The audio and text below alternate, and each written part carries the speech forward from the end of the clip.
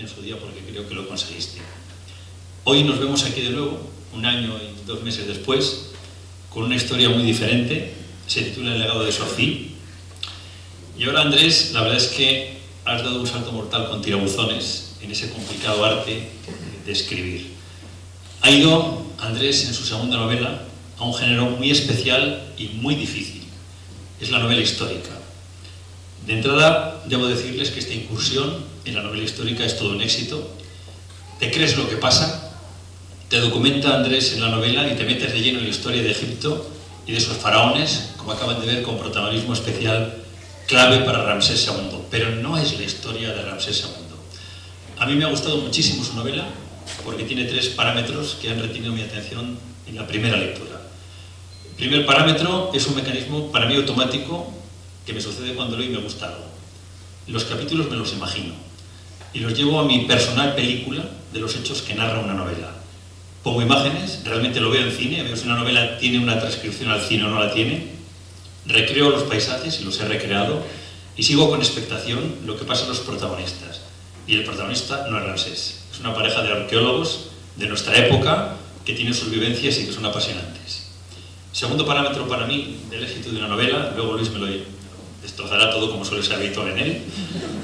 No me canso cuando la leo, quiero seguir, leo una hoja y quiero ir a la siguiente antes de cerrar el libro aunque esté cansado. Quiero saber cuál es el siguiente paso de esta Sofía, que la verdad es que Sofía te lleva en volandas. Es una mujer que te contagia, que te remueve la silla cuando estás leyendo para ver qué hace, tiene vitalidad, tiene inquietud y es una mujer inteligente. Y tercero, y no menos importante en una novela histórica, Andrés es riguroso. Se ha sabido la historia, se lo ha estudiado, no es fruto de la improvisación, no se le inventa. Luis y yo le preguntaron lo mismo, ¿has estado mucho en Egipto? Y dice, no he estado nunca. Bueno, pues no lo parece. La verdad es que hemos sido 2 pardillos preguntando lo mismo. Y además no se ha inventado la historia para lucir a sus protagonistas, sino que los ha situado en la época en la que siglos después sigue fascinando a los arqueólogos, a los historiadores y a los amantes de esa cultura que en definitiva es una parte importante de la historia de la humanidad. Yo he leído muchas cosas sobre Egipto, prestigiosos autores de éxito han escrito sobre Egipto y tú desde luego la parte de la documentación a mí me parece perfecta. Debo felicitarte, Andrés, por esta novela, pero antes que felicitarte por la novela, te quiero felicitar por su gestación, que para mí es lo que te ha conducido al éxito. Andrés, te lo voy a decir muy clarito, has sido muy atrevido, muy atrevido. Andrés, les digo a ustedes que ha sido, digamos que un poco o mucho osado. Digamos que se ha acercado con descaro juvenil a este género de la novela histórica, que lo ha hecho por las bravas y además en su segunda incursión en el mundo de la literatura, hay que tener narices. Que se ha jugado mucho, porque se lo ha jugado todo, porque si es un fracaso la novela deja de escribir aquí porque no le editan una más, pero como suele suceder con los audaces, solo cuando esconden talento, sale victorioso y da un paso al frente en su carrera que ojalá sea muy larga como escritor. Lejos además de los números de cada día en su oficina y cerca de los sueños cuando te sientas en el ordenador a dar rienda suelta a lo que produce tu imaginación.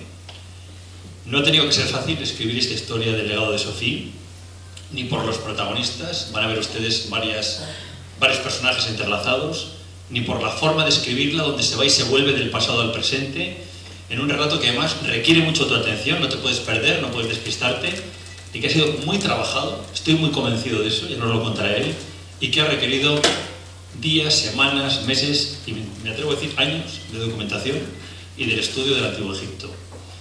No voy a entrar en detalles de la novela, más allá de mi impresión personal, que es como cuando se habla de un vino y te preguntan, ¿este vino es bueno? Bueno, ¿a ti te gusta? Pues entonces es buenísimo. Entonces, a mí el legado de Sofía me ha gustado mucho. Los detalles se los voy a dejar a mi amigo y escritor Luis del Val. Anoche le daban el premio Samaniego de novela. Muchas felicidades, Luis.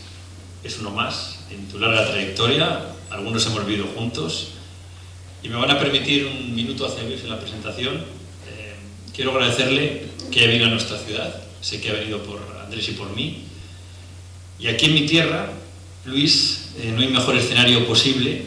Aprovecho para públicamente darte las gracias por el cariño que me has dado estos últimos años en los que he tenido el placer de trabajar contigo, perdidos tal vez en la madrugada, en los que me has enseñado cómo distinguir a nuestros tontos contemporáneos que nos han salido al paso que han sido muchos, donde hemos consolidado una amistad de las que necesitan de verdad abrazos, conversaciones y complicidad.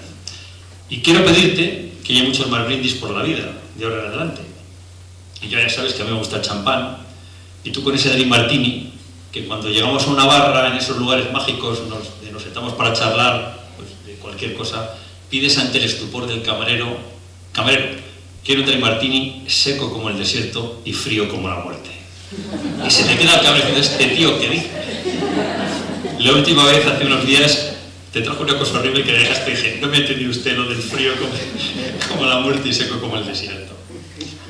Y que tu risa, Luis, esa risa que estos señores seguro oyen en la radio, rotunda y contagiosa, siga siendo el sonido de la alegría personificada. Me dedicaste tu libro, Reunión de Mujeres, aludiendo al río Ebro, que hoy nos junta con Andrés. Espero que le ayudes a él como escritor, como lo hiciste conmigo como periodista, porque ha demostrado en sus dos novelas que quiere que pueda entrar en ese paraíso donde la imaginación nos hace felices, en esa categoría de escritor que ojalá podamos añadir por su bien, por el tuyo y por supuesto por Juan Ignacio, su editor, que sea un éxito en el futuro. Y como he hecho tantas veces contigo en la radio para darte la palabra, hoy, esperando tus comentarios, ya lo sabes, querido Luis, te escuchamos. Querido Ernesto, me pongo de pie porque a los de la última fila no los veo bien. Y yo he sido bajito desde niño. Y todavía hoy cuando voy al teatro siempre hay una señora que se ha cargado el pelo y está en la butaca de delante. Yo estoy todavía en segundo de Burbuaga, porque Burbuaga es complejo y difícil de conocer. Y cuando me hizo llegar la novela de Andrés, al cual yo no conocía, confieso que la empecé a leer con indiferencia, con la indiferencia que uno proyecta sobre lo desconocido, y que poco a poco la novela me fue atrapando. ¿Quién es escritor?, se preguntaba Juan Marcé. Pues escritor es una persona que tiene una historia que contar, y todo el mundo tiene una historia que contar. La historia de un amigo, la historia de una abuela, la historia de un pariente lejano, o llegada a determinada edad, su propia historia. Pero además de tener una historia que contar, el escritor tiene que sentir la necesidad de contar esa historia. Y todo el mundo tiene una historia que contar, pero no todos sienten la necesidad de contar esa historia. Y luego hay un tercer estadio, y es que además de una historia que contar, y además de sentir la necesidad de contarla, la escribe. Estos últimos son los escritores. Parece muy simple, pero es que es así. Una historia que contar, la necesidad de contarla y escribirla. Y escribirla ya es el tercer paso, la tercera estación, y lo que convierte a Andrés Alonso en escritor. Decía y aludía Ernesto Sáez de Buruaga de que Andrés no había estado en Egipto, lo cual a mí no me sorprende en absoluto. Hay un agente de bolsa en París que admira mucho a los Dumas y que de pronto comienza a escribir en un semanario unas aventuras de unos individuos que se meten en la cesta de un globo aerostático que los lleva por diversos lugares de la Tierra. Y tienen tanto éxito esas historias contadas en la revista que se convierten en un libro que todos conocemos como 5 semanas en globo. Es la primera novela de Julio Verne y cuando la escribe nunca había salido de París. En Italia hay un individuo que está acuciado por las deudas y que un editor, que no es el que nos honra hoy con su presencia, sino un editor verdaderamente negrero, le obliga a escribir una novela cada mes. Y este italiano, al final, acuciado y desesperado, se suicida con una navaja.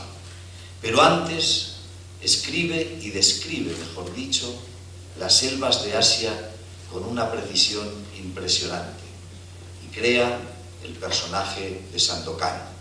Este hombre es Emilio Salgari y nunca había salido de Italia.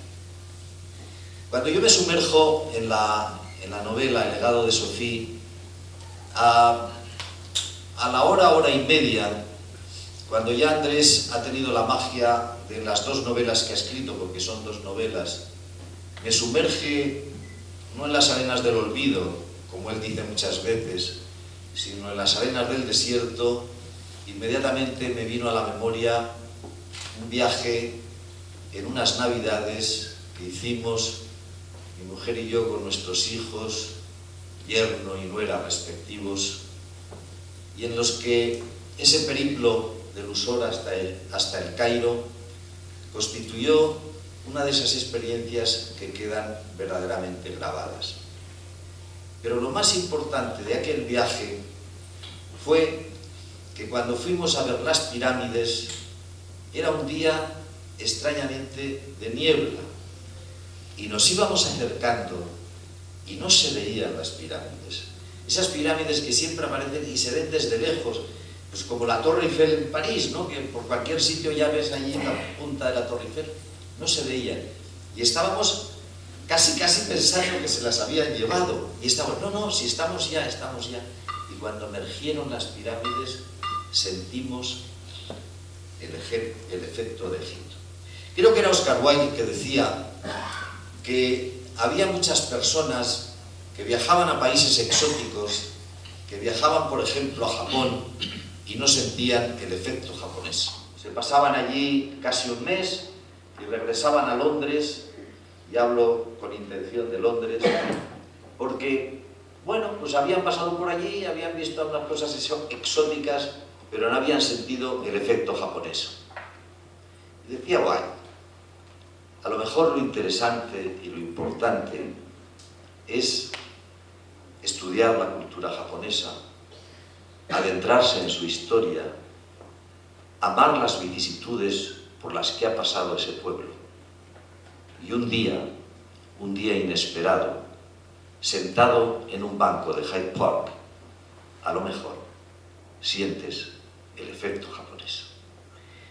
Yo estoy convencido de que Andrés Alonso ha tenido que sentir alguna vez el efecto de Egipto y que posiblemente alguna tarde, alguna mañana, sin él saberlo, viendo las aguas del Ebro, haya visto las aguas del Nilo.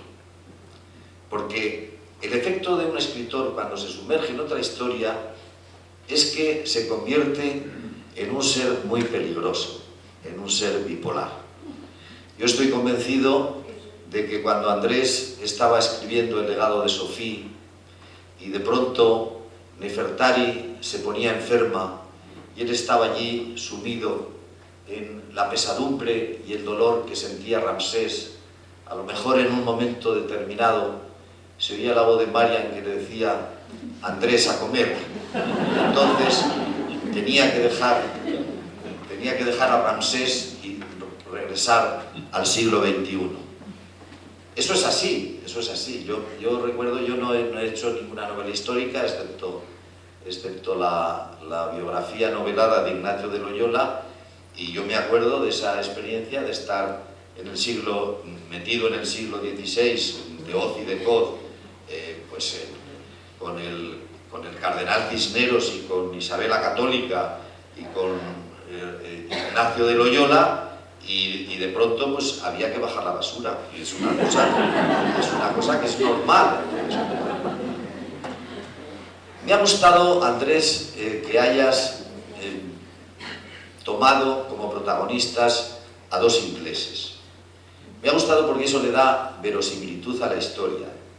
Los británicos han sido los grandes egiptólogos y lo siguen siendo. Y tienen una pasión verdaderamente entusiasta e impresionante desde siempre, desde que se descubrieron las pirámides. Los franceses también, pero los ingleses les han superado.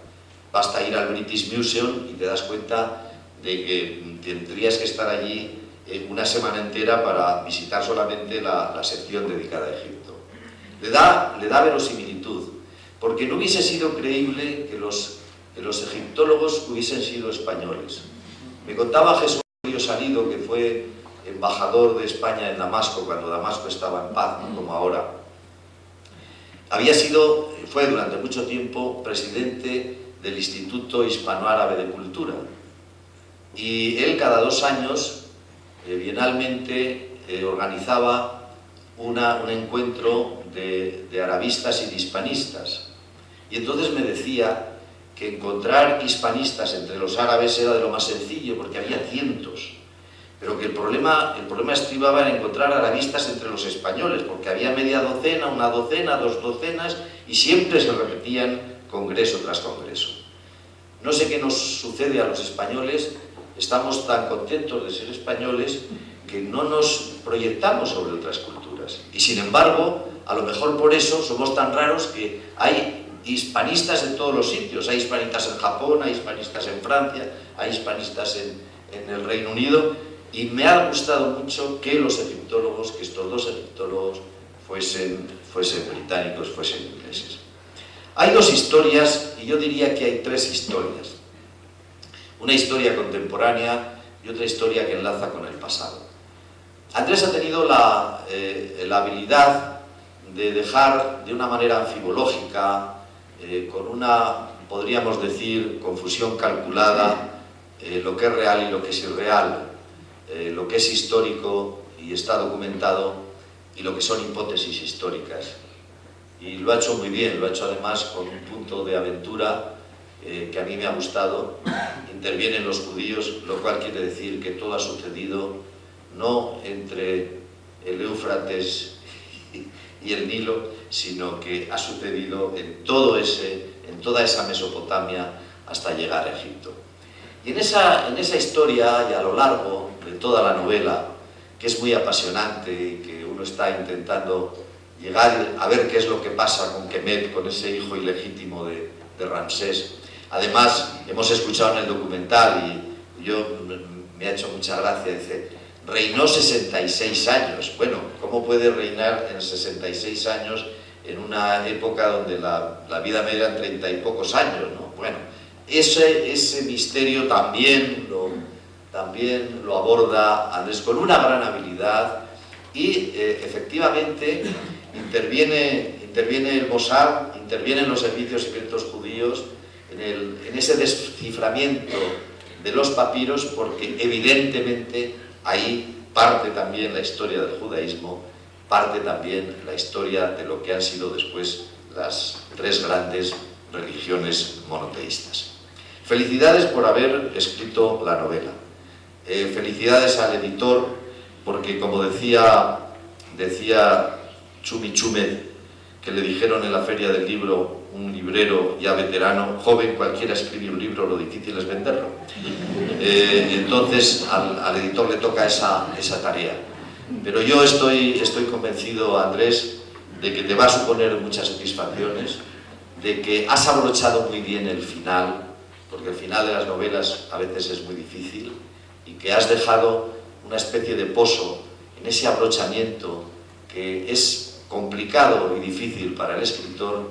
Has dejado la sensación de que no solo estaban vivos la gran pareja de la novela, sino que estaban también vivos Ramsés, Kemet, Nefertari y todos los egipcios. Enhorabuena por tu trabajo. Muchas gracias.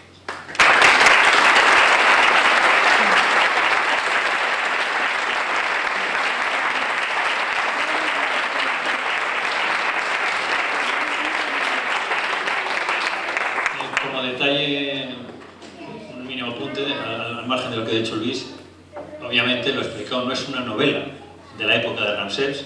Sus protagonistas son una pareja de arqueólogos jóvenes del siglo XXI. Yo calculo que ahora podrían tener perfectamente 40 años. Es una novela de nuestra época, eso sí. Son 2 arqueólogos que empiezan la historia con una beca que les dan para ir precisamente a estudiar cosas, y surge Ramsés y surgen todas las demás historias. Voy a dar paso a Juan Ignacio Jiménez Velasco, que es el editor, que es el que tiene la obligación de vender los libros. Por cierto, luego vendemos los libros y los firma el autor, ¿no es así? Para que no se vayan sin la novela, no es por otra cosa, ¿vale? Así que tiene la palabra Juan Ignacio Jiménez Velasco, el editor de Enrique. Bueno, unas palabras acerca de este libro, que para nosotros es un libro muy importante. Es un libro muy importante como editores por varios motivos. Nosotros, cuando nos hicimos cargo de la editorial hace como año y medio, era una editorial muy especializada en libros de ensayo histórico, tenía bastantes títulos de narrativa de ficción, pero un poco desperdigados y sin formar una colección clara. Una de las primeras decisiones que tomamos fue montar una colección de narrativa actual y enfocar el futuro de la editorial un 50% hacia el ensayo y un 50% hacia la narrativa. En cierto sentido esto lo hemos conseguido. En la solapa del libro verán que hay otros 10 o 12 que le acompañan y que se van a editar de aquí a final de año. De ellos, El legado de Sophie no es el primero, le ha precedido Fotogramas, 14 cuentos de cine, pero bueno, que es un libro de relatos, es un libro que tiene un tipo de difusión totalmente diferente, porque en este país pues el relato, el cuento, no tiene el alcance que sí tiene la novela. Entonces, como novelas, y ya digo, dentro de un grupo de 10 o 12 que están ya en producción y que van a salir de aquí a fin de año, El legado de Sophie ha sido la primera. No fue la primera en llegar a nosotros como editores, pero sí fue la que lo hizo de una manera más singular. Estábamos como hace año y medio en Brenes, un pueblo de la provincia de Sevilla, donde estaba radicada la editorial antes de ahora, haciéndonos cargo de ella, aprendiendo los primeros pasos del oficio de manos de su fundador y anterior propietario, Miguel Ángel Muñoz Moya, y teníamos ante nosotros pues algo así como varios miles de kilos de papel, entre fondo editorial, documentos, que veíamos ante nosotros y que sabíamos que dentro de unos días iban a estar en un camión o en varios camiones rumbo a Sarrión, provincia de Teruel, y que una vez allí pues tendríamos que desempacar todo, organizarlo y empezar a trabajar seriamente para que todo lo que habíamos pensado antes pues pudiera ser una realidad. Los papeles más importantes pues los metimos en varias cajas para que no se perdieran y llegaran allí las primeras y tuviéramos a mano pues las cosas vitales para una empresa y para una editorial, las escrituras, la contabilidad de años anteriores, los registros de ISBN y depósitos legales. Y entre esos documentos importantes que ya el Miguel Ángel Muñoz Moya había preparado para nosotros, pues había un tocho de 5 o 6 centímetros en tamaño A4, encuadernado con gusanillos y que metimos en las cajas junto con el resto de documentación importante. Podemos pensar que es una casualidad, yo prefiero pensar que desde ese momento ese tocho de alguna manera ya nos estaba llamando. Viajó junto con todo el resto de la documentación a Sarrión y apareció, fue sacado de sus cajas, fue de los primeros junto con el resto de documentación y allí estuvo durante varios meses en el que yo pues no le hice más caso que el saber, aquí está ese tocho, pero como tampoco tenía otro sitio donde meterlo, pues allí se quedó. Hasta que un día, pues ya de verdad sí que me llamó, me acerqué a él, lo tomé en las manos, lo sopesé, un poco como si fuera un libro de verdad, casi hasta que lo olí, a pesar de que era papel A4 de impresora Epson de inyección de tinta, o sea, no podía oler a papel ahuesado del siglo XVIII.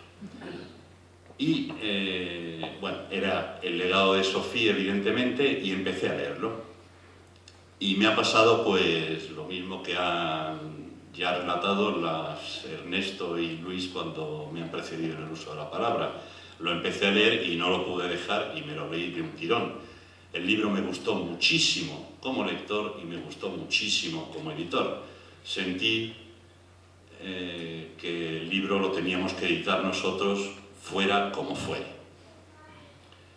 Entramos en contacto con Andrés, no recuerdo ahora mismo cómo lo hicimos, en algún sitio estaba su teléfono, su correo electrónico, entramos en contacto, empezamos a hablar de la edición del libro y empezó pues una relación profesional que hoy culmina cuando El legado de Sophie ve la luz, seguramente donde fue gestado en Miranda de Ebro. Para nosotros ha sido un honor que Andrés nos eligiera como editorial. Ha sido un privilegio trabajar con él codo a codo hasta conseguir el resultado final que hoy se presenta en sociedad.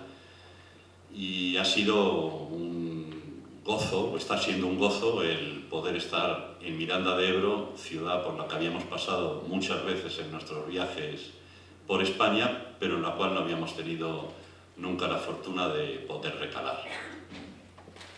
Recordarles a ustedes, como bien decía Luis hace un instante, todos tenemos una historia que contar y algunos hasta llegan a escribirla. Si entre ustedes hay alguna persona que se anime a escribir, que se anime a poner por escrito esa historia que tiene que contar, que sepa que nosotros tienen una editorial que recibe los manuscritos encantados, que lee con cariño todo lo que recibe y da una respuesta rápida. Que lo puede, el mundo editorial quiere decir pues, varias semanas, pero nunca más. De manera que, bueno, les dejo ahora con el verdadero protagonista del día, que es el legado de Sofía. Gracias por su atención.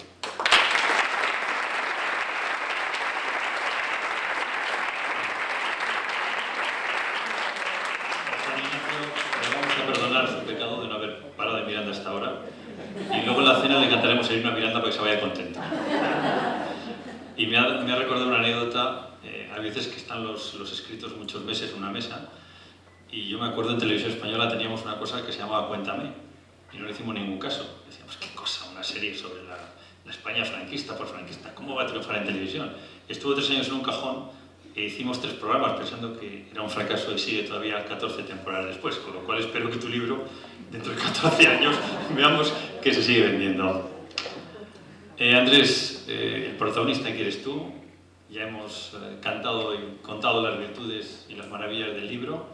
Esperemos que los demás piensen como nosotros lo compren, que tengas un éxito importante. Creo que estamos preparando ya, digo que estamos porque ya somos casi un equipo aquí todos.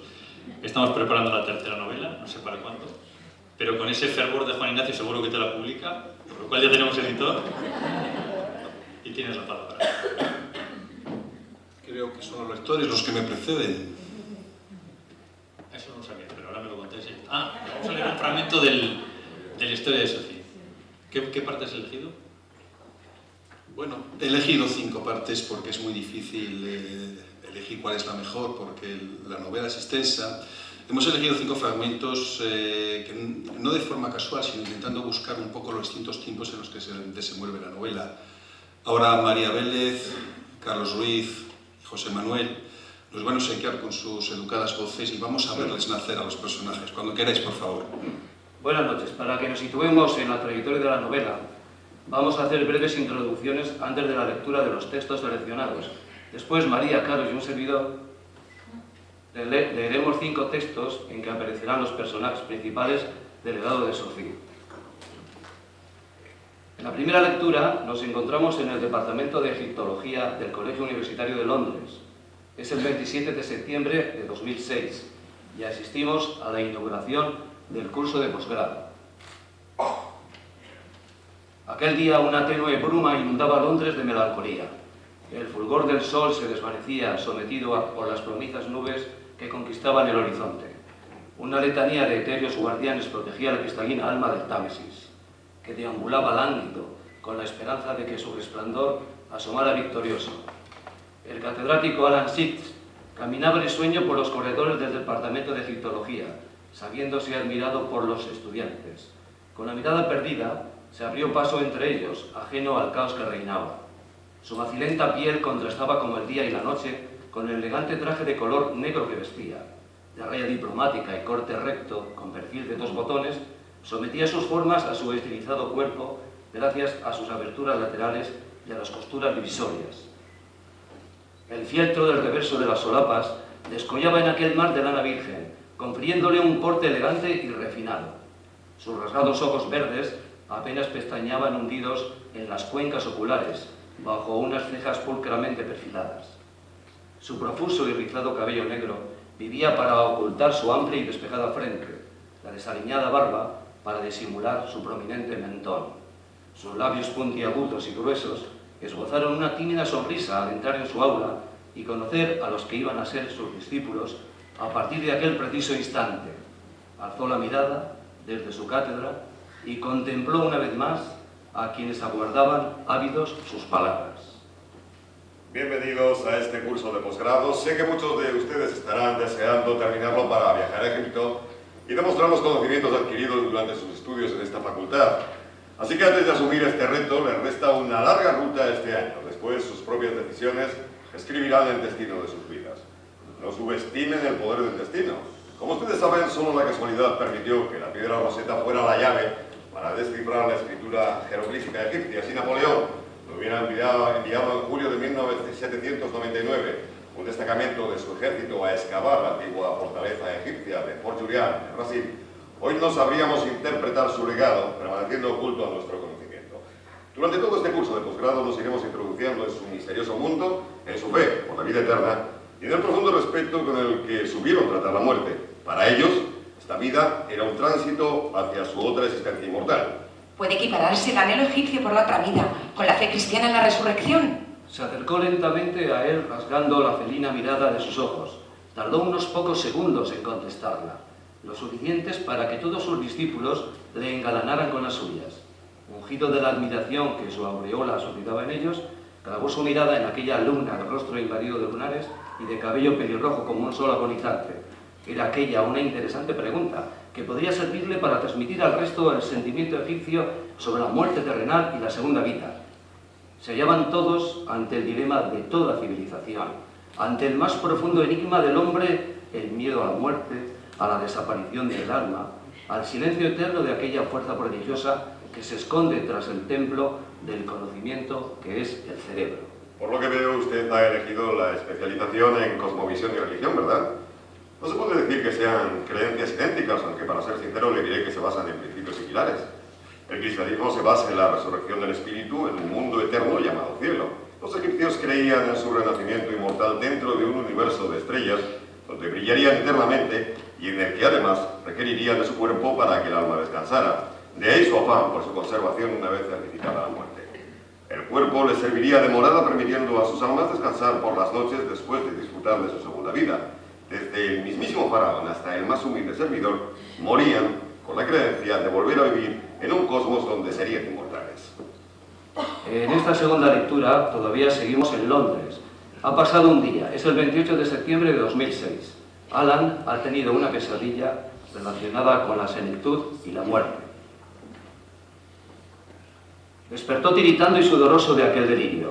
Sus ojos lloraron la desdicha de quien recuerda el pasado y presagia el destino en los sueños. La exuberancia del bosque de lavanda, el resplandor del sol y el lago dorado simbolizaban su amor durante los primeros años de matrimonio con Susan.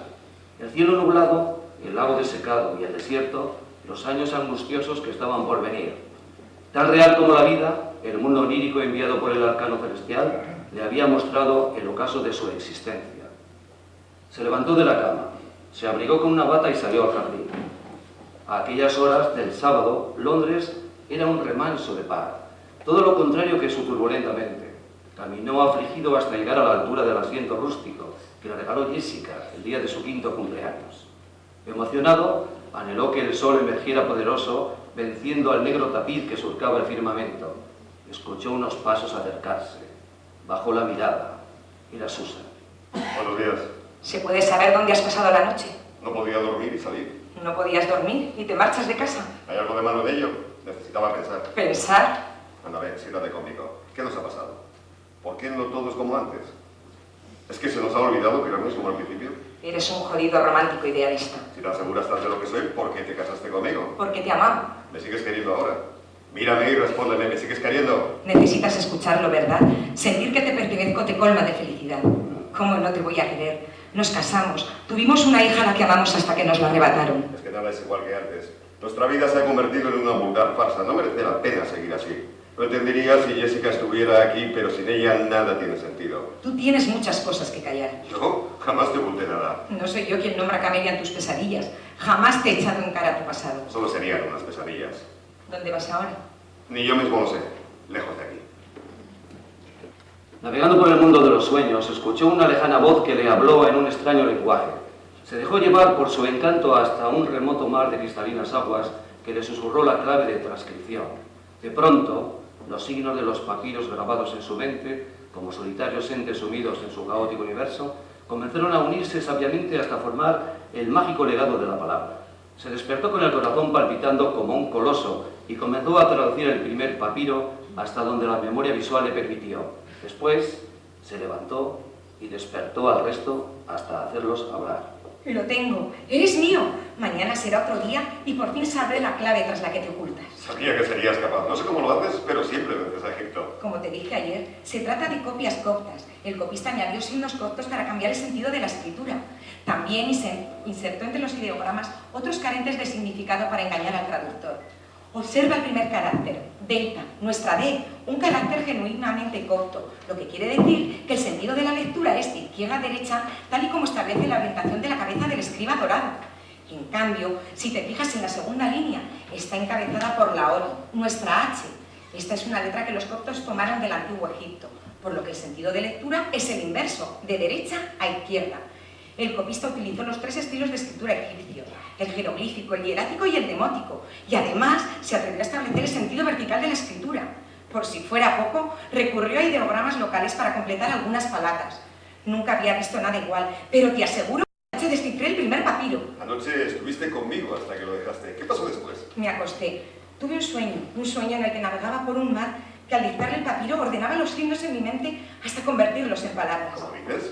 Vi que iluminó los ideogramas elegidos para la gloria del conocimiento, postrando a los proscritos hasta hacerlos desaparecer a mis ojos.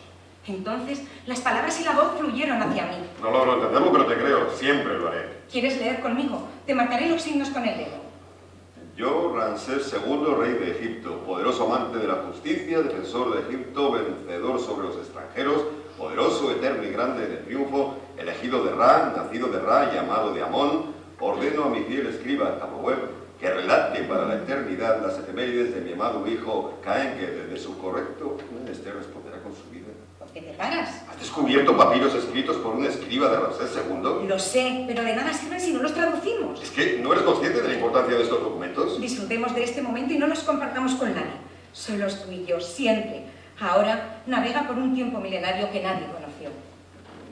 Padre puede rezar milenios a los dioses, pero esta es su voluntad.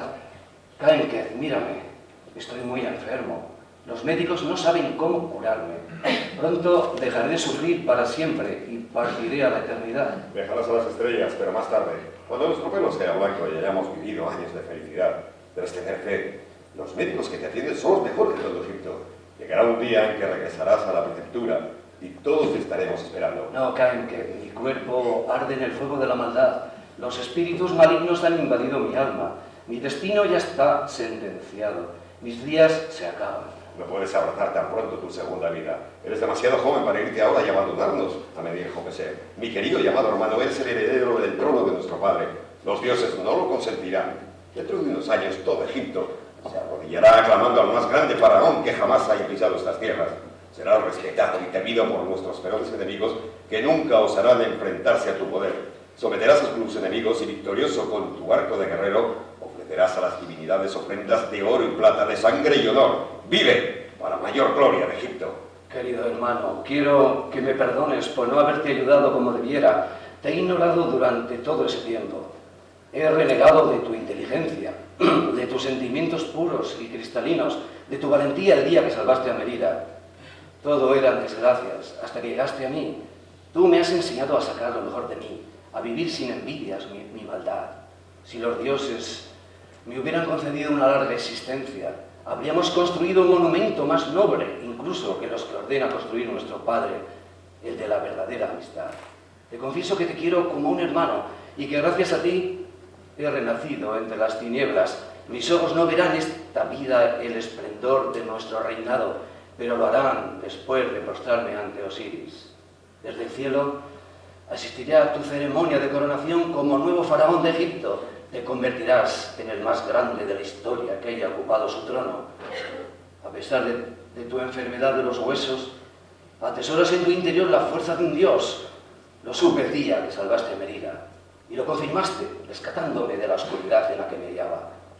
Depositario de la virtud divina de Amón, custodio de las virtudes de un faraón sublime, tu lealtad y tus valores morales te auparán a la inmortalidad. Sé siempre así, no te pierdas en la vulgaridad del poder absoluto, no te corrompas frente al engañoso resplandor del oro y las riquezas. Gobierna con buenas palabras, no con el látigo de tus soldados. Conquista pueblos a través de la paz y la concordia, no con el poder de tus arcos de guerra, ni con la espada. Serás un faraón irrepetible. Acepta mi talismán más preciado. Me lo regaló nuestro padre después de una expedición victoriosa en Libia. Siempre me ha dado suerte. Me ha permitido descubrir a un hermano a quien estaré eternamente agradecido.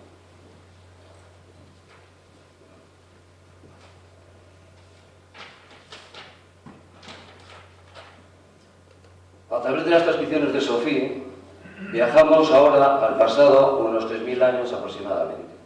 Comprobamos cómo el escriba del faraón, Tamauef, recuerda los hechos en que la hermosa y malvada Apsu, hija del caudillo hitita Boubacaly, debe pasar a la cámara privada de Ramsés II, pues Apsu espera un hijo del faraón.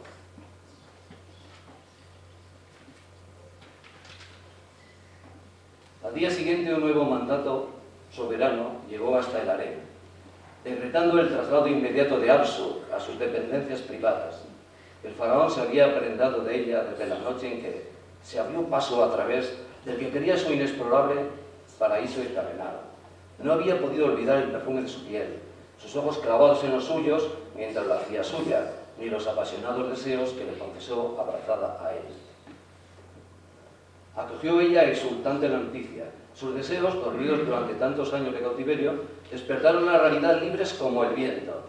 Por mi mente pasaron como estrellas fugaces los miles de egipcios que entregaron su vida en Cádiz para defender al faraón. Lamenté que todo hubiera sido en vano y que la pugna por el trono mundial se inclinara del lado hitita. A pesar de la gravedad de aquellos hechos, no dejé mi empeño vigilándola sin descanso. Convertido en un espectro tras su estela, escuché una conversación entre ella y Bomalites. Tal y como le pidió en su mensaje, se había adentrado en el palacio, enmascarado como un alquimista de Tebas, aquel erudito a caballo entre la medicina y la brujería, que había rescatado a la propia Apsu de las montañas de Artusa, pasaría desapercibido. Bomalices, el faraón ha dispuesto que viva junto a él en sus aposentos. Tengo el presentimiento de que lo hace para promulgar mi nombramiento como gran esposa real. Los designios del sueño de la niebla me lo han confesado. El incauto ha caído en la trampa. Se siente tan solitario por la grave enfermedad de la reina que ha caído en mis brazos. Si ningún médico lo remedia, ella morirá en los próximos días. Se vanaglorian de la medicina más avanzada de su mundo y son incapaces de salvar su vida. Si te nombraran su médico personal, a buen seguro que remediaría su mal. Gracias, mi señora. Yo solo soy un fiel servidor del pueblo que lo acogió como su hijo. Ramsés está enojado por el fracaso de los médicos de palacio y ha pedido consejo en Tebas y Memphis, como lo hizo al enfermar su primogénito corregente. Gracias a vuestras cartas de recomendación falsificadas, pude entrar en palacio para reconocerla. He de deciros que conozco el daño que padece Nefertari. Sufre una infección urinaria junto a una úlcera gástrica. Sus vómitos de sangre, la fiebre alta, las molestias lumbares y el examen de su orina me confesaron el origen del mal. Lo malo es que en su ignorancia les lleva a tratarla con cortezas secas de sauce macerado para calmar su calvario y la enfermedad sigue su fatal curso. Los egipcios se quedarán sin reina. Muy pronto llorarán la muerte de la mujer por quien el sol brilla. ¿Cuánto tiempo le queda? Las hojas de sauce no mejorarán su estado de salud. Mucho me temo que si no se comienza un tratamiento específico puede morir en unos días. ¿Y si la salváramos? ¿Salvar a la reina de Egipto, a la mujer de Ramsés? Si vuestro padre lo oyera decir esto, además correríamos el riesgo de su restitución como gran esposa real y mi señora volvería de nuevo al harén. Es cierto. Al curarla asumiría un gran riesgo. No os entiendo, mi señora. Elaboro una dosis mínima que detenga su enfermedad sin que mejore ostensiblemente. Así, dispondré del tiempo suficiente para conquistar al faraón antes de que se recupere. Una vez sanada, la que regresaría al harén sería ella, viva, pero derrotada para siempre. Sabéis muy bien que vuestro padre no secundaría sus planes.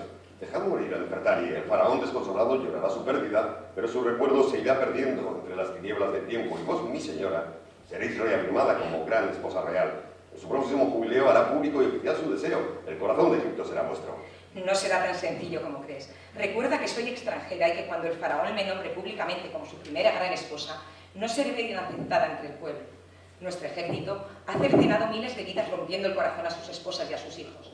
Solo el odio alumbrará sus corazones el día en que la hija del rey hitita se siente en el trono de Ramsés. El río Orontes bebió la sangre de Kadesh y la vomitó en el delta para propagar el odio hacia nuestro pueblo. Si evitamos su muerte, lograré el reconocimiento de la plebe entregada, que gozosa me aclamará como su heroína. Admirarán mi valor y mi ciencia, me amarán como a una reina egipcia. Nefertari deseará morirse antes que verse relegada al harén. ¿Acaso crees arriesgada mi estrategia? Le tiendo mi mano para enviarla a la peor de las muertes, aquella que nunca imaginaría una reina, la humillación. Mi señora, me postro ante vuestra visión. Hundiremos Egipto en llanto y sangre. Regresa a nuestro destacamento del norte para informar a mi padre de nuestros planes. Desde el trono le abriré las puertas de Egipto. Lo que no lograron nuestras armas de hierro, lo conseguirá nuestra medicina. Una vez restablecida Nefertari, inyectaré su virus por todo el país pudriendo sus entrañas. El reino de Ramsés enfermará sumiéndose en un profundo caos. Nuestro ejército invadirá Pi-Rameses I y todo el país después. Y para finalizar, unas breves palabras. El escritor, en su oficio, es insustituible, pues el hecho de escribir comporta una singularidad que no admite discusión. Si Cervantes no hubiera escrito El Quijote, nadie lo habría hecho. Por todo ello, debemos considerar a la literatura como un bien que, además de placer, nos proporciona la posibilidad de indagar en el mundo creativo que todos llevamos dentro y que los que se deciden a ponerlo por escrito, esto es, los escritores, son los principales artífices de la felicidad que proporcionan. Tampoco olvidemos a los editores, quienes con su pasión y buen hacer consiguen que las ficciones lleguen a nuestras manos en forma de libros. Finalmente, deseamos que Andrés consiga el mayor éxito en su trayectoria literaria. Buenas noches y gracias por venir.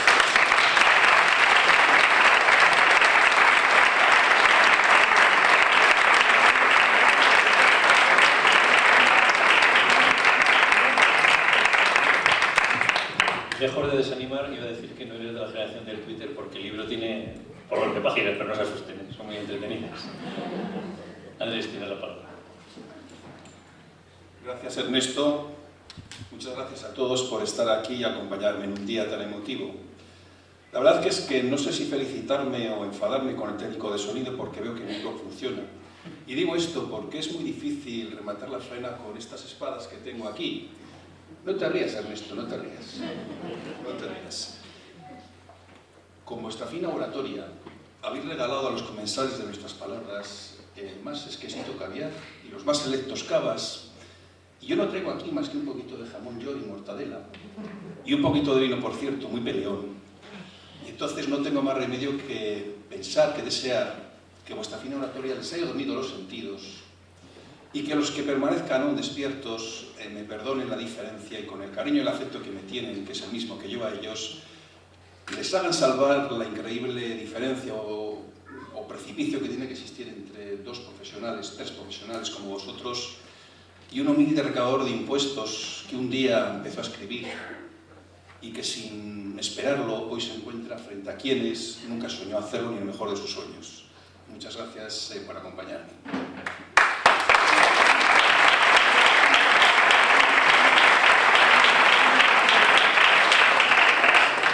No he terminado, ¿eh? Alguno ya le he visto mirando el reloj o incluso dándole a ver si el minutero funciona. Muchas gracias por estar aquí otra vez. ¿Cómo pasa el tiempo? Hace casi un año nos reunimos aquí y ya tenemos la segunda novela. Si habéis notado el tono de hablar, con él he querido, no sé si lo he logrado, profundizaros ya o anticiparos los diferentes ritmos que va a tener la novela. El primero sería el escriba, hablando en un tono distinto, porque he querido que tengáis dos novelas en una. Si bien la novela tiene tres, dos pueden ser muy parecidos porque apenas se llevan 10 años.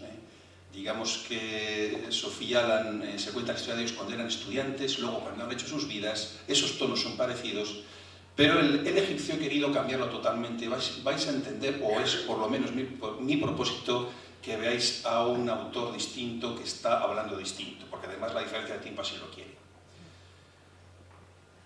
Quiero agradeceros sinceramente, de verdad, no solamente vuestra presencia aquí, sino en la primera novela, y también, y es lo importante para mí, lo realmente importante, todos los ánimos, todas vuestras palabras, vuestros abrazos, vuestros apretones de manos que ha habido entre las dos novelas. Os voy a ser sincero, para alguien como yo, tan desacostumbrado a estas lides y en estas artes tan lejanas a mi formación numérica, es muy difícil seguir trabajando porque me cuesta un gran esfuerzo. Y la verdad es que este año no he recogido más que alegrías, pero ha habido algunas manifestaciones tras Los Ángeles del Mar, mi primera novela, que son las que te llegan al alma. Me he encontrado gente de Miranda, gente que está cuidando a padres, a hermanos, amigos incluso, que me han comentado que su novela les ha servido para volver a sentirse útiles, que la enfermedad del Alzheimer es tan dura y tan cruel que por momentos perdieron el norte de sus acciones y que la novela les ha servido para volver a ser ellos, para volver a ser ángeles. Eso a mí me ha dado todo. Es emocionante y a veces tienes que soportar un poco las lágrimas, aguantarlas, porque realmente, como os digo, es conmovedor. Escribir es soñar, no solamente unir palabras, sino unir sentimientos, unir creencias. La verdad es que en la vida la mayor parte de los sueños nunca se suelen cumplir. Yo de pequeñito era el típico niño que iba con un pantalón corto y con un balón siempre en las piernas. Y aquí hoy he saludado a un compañero mío, que hoy lo voy a confesar, se llama Ángel Izquierdo. Él era un zurdito maravilloso, un zurdo especialista y estilista, y yo siempre más diestro y con menos don que él, siempre intenté con mi lucha darle a la izquierda, y me iba pequeña, no sé si os acordaréis, es la zona donde está la notaría y Adif, y ahí empezaba a darle patadas y patadas contra la pared, y la pared me las devolvía todas, pero yo cada vez le daba más fuerte, más fuerte. Pero pronto vi que el fútbol, aunque no era muy malo, el fútbol no me iba a llamar. Luego me pasé al ciclismo. Era el típico niño que a las 9 o 9 y media de la noche dejaba la calle y me iba a ver ese pequeño resumen, no como ahora que se pueden ver etapas completas, me iba a ver esos resúmenes de apenas 5 minutos en los que aprendí a ver el esfuerzo y a cultivar el esfuerzo. Yo entonces cogí a mis padres, pobrecitos, y eso estuve durante meses dándolos verdadera tabarra para que me comprarais una bicicleta. Y cuando me la comprasteis, yo no sé si se oye bien ahora. ¿Sí? Vale. Pensaba que no. Cuando me la comprasteis, me acuerdo que el primer día ya fui al monumento al pastor. Mis piernas dieron de sí. El segundo día ya me propuse ir a Vitoria. Era otoño, cogí la bici y me puse a correr como un animal. Y llegué a Vitoria. Lo malo era que era otoño, más o menos en estas fechas, eran las 8 de la tarde, no tenía móviles porque eso era una ficción y no llevaba un duro encima. Así que donde están mis tías, mi tía Consuelito y Jesús, ¿os acordáis? Y no miento, no es una anécdota que me haya mentido, Tuve que llegar a casa, entrar en Vitoria con la única esperanza de contarles a ellos. Aquella noche aprendí 2 lecciones. No me hagas burla, tío, no me hagas burla, que te estoy viendo, que aquí se ve muy bien. Aquella noche aprendí 2 lecciones que nunca he olvidado. La primera es que eso de ganar el Tour de Francia me quedabas bien lejos. No solamente de ganarlo, ya de correrlo. El Giro también, la Vuelta Ciclista a España también, la Vuelta a Burgos creo que también me quedaba lejos. Y a lo mejor podía aspirar a ganar la Vuelta a mi calle y nada más. Pero hubo una segunda que nunca he olvidado, y es una frase que os quiero dejar humildemente, ¿no? Que los sueños no valen solamente con soñarlos, hay que lucharlos. No podemos pretender el ser humano intentar tocar las estrellas, hay que saltar todos los días para intentar por lo menos rozarlas. Y ese ánimo y esa lucha es la que me ha llevado a poder editar. ¿Quién nos iba a decir a ti y a mí, María Ángeles, que cuando nuestros hijos eran apenas unos bebés y empecé a escribir gracias a ti, hoy estaríamos aquí, rodeados de quienes estamos, de amigos, de familia y de estas primeras espadas que tengo aquí y de Juan, de mi editor? ¿Quién nos lo iba a decir, verdad?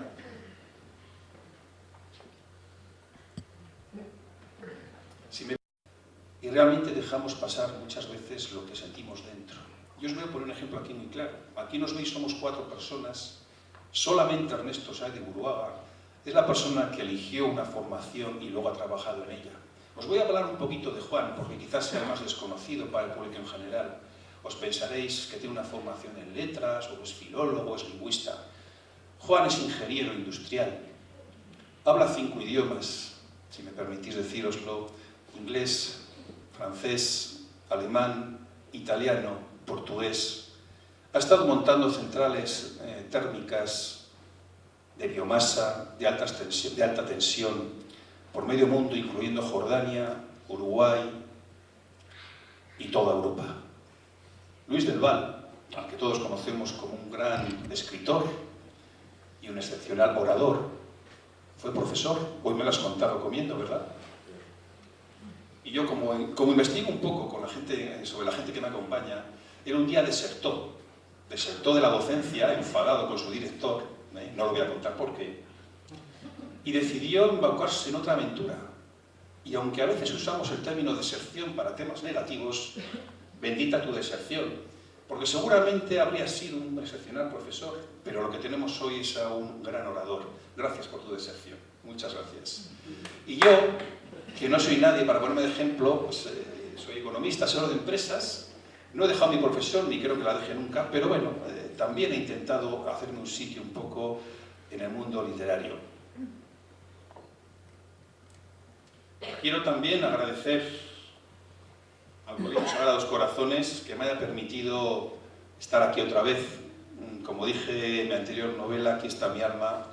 Hoy tengo aquí a varios compañeros y admitiendo que quizás pueda ser un poco discriminatorio con el resto, me vais a permitir que hable de algunos, como Rafa de Juan, que te ve ahí sentado muy tranquilito, como Ángel Izquierdo también, como Luis Alberto Ruño y algunos más que ahora mismo no acierto a ver, Jesús Ventosa, que también es estudiante de aquí. Agradecer a nuestra concejala de Cultura su presencia aquí. La agradezco de verdad porque es un lujo contar con nuestros políticos y con el apoyo que nos prestan. Como no, también a Laura, mi hermana, que estás ahí. Mi hermana es química, pero el mundo editorial se pierde una excepcional crítica literaria. Ella, con sus suaves y delicadas pinceladas, sí, me has ayudado a recrear con mayor... no te rías tanto. Mucho me has ayudado a esculpir, a tallar los personajes y hacerles más reales, con Alan y Sophie. No lo niegues, No lo niegues. Qué difícil es para un economista de profesión y escritor de vocación no emocionarse ante tales halagos, y más viniendo de quien vienen. Yo quiero agradecerte, Ernesto, que repites otra vez. El año pasado para mí fue una tortura la presentación. Yo entré aquí hecho un manojo de nervios. Para mí esto, en vez de un salón de actos, era un paritorio de novelas, y yo, como una mamá, y perdonadme las mamás por semejante comparación, esto para mí era un parto múltiple. Comprender los nervios de alguien que se enfrenta por primera vez a una situación desconocida para él. Todos habéis tenido alguna experiencia similar, La inseguridad, el temor, me temblará la voz, seré capaz de decir todo lo que quiero. Todo eso se me juntó en mí, mi corazón palpitaba como un tremendo coloso y amenazaba con salirse de mi pecho. Cuando entré en este paritorio, que se convirtió para mí aquella tarde, me enfrenté y vi por primera vez al jefe de médicos. Y ese jefe de médicos eras tú, Ernesto. Él me miró con esa sonrisa franca, tranquila, en la que confías, y de repente mis temores se desvanecieron. Y aquí estuve más tranquilo que la mar porque contaba con él como un fiel consorte aquí, apoyándome y ayudándome en todo. Muchas gracias, no solamente por presentar, sino por darme esas pastillitas tranquilizantes que también sabes con tus palabras. Tengo también a mi lado a Luis del Val. ¿Qué voy a decir yo de él? Me habrán dicho de él ya de todo. Yo lo único que puedo decirte es que me considero un ser muy afortunado por tenerte aquí, que para mí es un sueño oírte hablar de mi novela. Tantas veces te he oído a través de las ondas que ahora me parece imposible que estés aquí. No sé si eres un holograma, pero hemos comido, come, bebe agua, y he estado feliz con él porque la verdad es que se pasan las horas con él de maravilla. También con Juan, que para mí ha sido de verdad... ¿Tú no te acuerdas del día? Yo sí, fue el día de Nochebuena del año pasado. Abrí el Gmail y me encontré su propuesta para trabajar con él. No pude aguantarme, le llamé aquella misma mañana y recibí el mejor regalo literario que uno puede recibir. Y la verdad es que luego el tiempo ha sido un regalo con él. Él es el editor, es el jefe, son los que marcan el ritmo, pero ha sido una persona que nunca ha mandado, nunca ha ordenado, siempre ha propuesto ideas para intentar encontrar el camino de la edición de este libro, de un libro que es de 3.000 ejemplares y que va a tener una tirada nacional, con lo cual estoy orgulloso de trabajar contigo, porque si se puede decir que yo le he dado el alma, tú le has dado el cuerpo, y espero que sea un hijo que todos queráis leer, ¿vale? Y comprar. Gracias por el...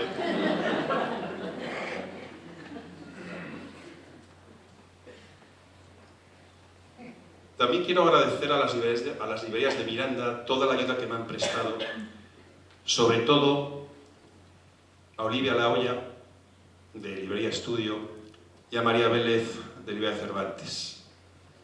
Ellas me han ayudado en todo, es un lujo contar con tan grandes profesionales en Miranda y yo me vanaglorio de teneros aquí, sois unas grandes profesionales y unas grandes personas, me habéis ayudado mucho. También a José Manuel García, uno de nuestros lectores, que también me ha ayudado mucho con la novela, de hecho se la sabe de memoria según él, que ha sido siempre un fiel compañero y al que le estoy muy agradecido por su apoyo, sus ánimos y sus siempre convenientes palabras. Ahora estoy aquí, como ha dicho Ernesto, y hago un cambio total. Alguna suerte tengo que tener por no ser profesional. Tengo la suerte de escribir lo que me gusta o lo que siento. Si en su día escribí sobre Alzheimer fue porque gracias a mi abuela pude ver la crudeza de esa enfermedad, que aunque ella no la sufrió, sí que me permitió verla. Me impresionó tanto que al poco de morir tuve la necesidad. Eulalia, te estoy viendo, tú me ayudaste un poco, me mostraste esa cara y el enorme cariño de gente como tú que entrega su tiempo, su alma y su cariño a la gente que tanto lo necesita. Os preguntaréis por qué cambio ahora, porque el cambio es fuerte, es bastante radical. Siempre he sentido Egipto. Luis decía que en algún momento lo he sentido desde niño. Yo me acuerdo que cuando en casa, en La Clave o en esas peliculillas, cuando salían los dos rompitos, mis padres me decían, Tato, a la cama. Y yo, como soy un chico bueno, por lo menos lo intento ser, yo era obediente, agachaba las orejas y me iba a la cama. Pero el día que echaba la momia, dije no. Me fui a la cama, me tumbé en la cama, pero a los 5 minutos me levanté y fui reptando hasta la mesa. Me senté. Y estuve viendo aquella película hasta que un grito, lógicamente, me descubrió. Me llevé una buena bronca, pero aquella noche vi por primera vez lo que era una momia, lo que era ese despertar al mundo, y mis ojos habitualmente rasgados se abrieron como los de un búho, viendo cómo ellos podían, cómo sus sentimientos se podían cumplir en la realidad. Esta novela no es para creyentes o no creyentes, uno puede creer, lo vais a ver en Alan y Sophie cuando ven la momia de Ramsés. Un creyente en la Trinidad puede intentar ver lo que fue Ramsés en su día, y un ateo o un agnóstico pues puede ver seguramente los restos sin vida, unos restos demacrados por el tiempo, de lo que no queda nada, ¿no? Pero no os preguntáis que Ramsés, aunque no haya despertado en el cielo a los que no creen, no ha sido inmortal. Yo creo que es inmortal. Ahora mismo estamos hablando de él. Ahora mismo hay una novela ahí fuera esperando a que sea leída de Ramsés. Yo creo que Ramsés sí que consiguió la eternidad. Y para mí fue un pueblo, humildemente lo pienso, que mejor supo interpretar la vida eterna. Para ellos la muerte no era un hecho grave y duro. Tenían muy claro, además arraigado en todos los estamentos de la sociedad, desde el faraón hasta el más humilde ganadero, hasta el más humilde agricultor, que la muerte no era sino un paso hacia la vida eterna. Y morían con esa alegría. Aquí creo que he visto a un par de concejalas de nuestro ayuntamiento. Si me permitís os pongo un ejemplo muy fácil y muy rápido, creo que se va a entender bien. Imaginaros que cuando han sido nombradas por el pueblo, en este caso sería por su padre, ellas, su principal misión en esta vida sería construir su tumba y disponer de la vida necesaria para poder hacerla digna de un faraón. Eso era su principal motivo cuando eran ya coronados. Os lo ha mostrado el vídeo y es que es así. Pero no solo eran ellos. En Deir el Medina, que era, digamos, un pueblo de artesanos al otro lado del Valle de los Reyes, donde se enterraban a los faraones, allí se han encontrado tablas de arcilla en las que los artesanos se preguntaban unos a los otros: ¿cómo va tu tumba? La mía bien, voy por la cámara. ¿Y tú cómo vas? Yo voy por la antecámara. Pues date prisa que no llegamos, que nos morimos antes. Fijaros que es un ejemplo curioso, pero es así. Ramsés además fue un faraón muy longevo, lo han dicho ahí. Una de las claves de la novela, y no puedo deciros más, va a ser su longevidad. A mí siempre me ha extrañado que en una civilización tan antigua, en la que la esperanza de vida podía ser los 35 años, el llegar a los 90. ¿Nos extraña un poquito a todos? Pues de ahí, yo me invento la historia, habrá analíticas de ADN que digan que es verdad, que vio 90 años, nadie la vamos a discutir, pero yo me voy a tomar esa licencia que me da el pasado para construir mi historia. Fue un verdadero buen militar, muy buen militar, que cometió fallos de juventud en la guerra de Kadesh. La guerra de Kadesh que habéis visto ahí la reflejo en la novela. Fue la primera guerra en la historia de la que se tiene conocimiento del número de carros de combate que llevaron los hititas. Para que os hagáis una idea, los hititas estarían, digamos, al norte de Siria. Y la guerra de Kadesh fue en la tan tristemente conocida, todos los días hay prensa y malas noticias, Siria, la actual Siria. Os preguntáis por qué Egipto, entonces simplemente porque desde niño me ha traído y he tenido una fe. Me gustaría tener su fe en una vida en las estrellas. Para ellos la muerte, como os he dicho antes, no era dolor, sino simplemente un tránsito a la eternidad. Como veo que no estoy dormidos todavía, no lo he logrado, me vais a permitir una última reflexión. Andaba yo hace un mes lucubrando cómo terminar este acto, en el que costara claramente el agradecimiento que os tengo como mirandeses y con lo tanto que me habéis ayudado, y la verdad es que no daba con la fórmula mágica, la escribí 20 veces y 20 veces la tiré por la borda. A veces en la vida se encuentra la clave en los momentos más inesperados, como les va a pasar a nuestros protagonistas. Aquella tarde mi mujer me dijo: Andrés, tenemos una reunión de bachiller de nuestra hija y tenemos que ir. Mi mujer es profesora de este centro y yo pues la dije: mira, Marian, yo delego en ti. Curioso verbo este de delegar. Bien usado, es un verbo justo, pero ese de delegar te lo dejo a ti, porque eres profe, vete tú. Y me quedé tan pancho. Lo malo fue que ella, sus ojos almendrados de repente se aguzaron, se afilaron y le salieron cuchillitos que se dirigían a mí. Y cuando la seguí mirando, no solamente eso, es como un haz de fuego que me quemaba el pecho y la cara. Y de repente la tengo que decir: no, te acompaño ya. Y me senté donde estás tú ahora. Y recuerdo que el tutor de bachiller, cuando expuso el lema que iba a regir el equipo de pastoral, decía así, es una frase atribuida a Jean-Paul Sartre: los sueños son como las estrellas, no los puedes tocar, pero si los persigues te llevarán a tu destino. Me vais a permitir que yo utilice esta frase no para aprobarla, sino para negarla. Me explico. Yo creo que he tocado las estrellas, que he cumplido un sueño, y que esas estrellas habéis sido vosotros, con vuestros ánimos, con vuestros abrazos, con vuestra emoción. Me habéis dado la luz que me ha guiado en el camino. Yo tenía que seguir escribiendo, porque me he nutrido de vuestros ánimos, me habéis dado la luz. Y cuando digo estoy rodeado, no es porque esté solamente de frente. A mi lado también he tenido estrellas como Luis, como Juan y como Ernesto, que me han guiado en este difícil camino. Quiero agradeceros a todos vuestro apoyo y creo que ya el jamón york, la mortadela y este vino que traía medio picado se me terminan. Muchas gracias a todos vosotros por vuestro apoyo.